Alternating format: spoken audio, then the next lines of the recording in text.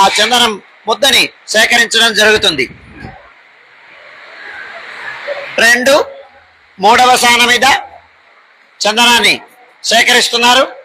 ఇదిగో 4వ స్థానం మీద చందనాన్ని సేకరిస్తున్నారు. ఇదిగో 5వ స్థానం మీద చూడండి. ఇదిగో ఇక్కడ కాకతాళీయంగా ఏర్పడినటువంటిది ఇది.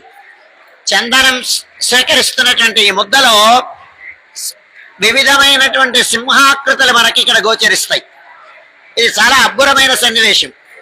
భగవంతునికి సమర్పించాల్సినటువంటి చందనం, నృసింహ ప్రభువుకి సమర్పించేటువంటి చందనం.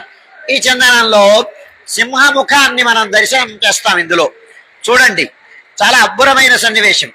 అంటే భగవంతుడి యొక్క రూపం ప్రకృతి అంతా భగవంతుడు వ్యాపించి ఉన్నాడు అనేటువంటిది, ప్రకృతి అంత పరమాత్మ ఆత్మకం అనేటువంటిది ఆ సన్నివేశం ఇక్కడ మనకి నిరూపణం అవుతోంది.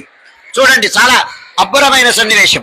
ఇదిగో ఈశాన మీద కూడా చూడండి, సింహాకృతి మనకి గోచరిస్తుంది. ఇక్కడ సింహముఖాలు, వివిధమైనటువంటి సింహముఖాలు మనకి ఇందులో దర్శనమిస్తాయి.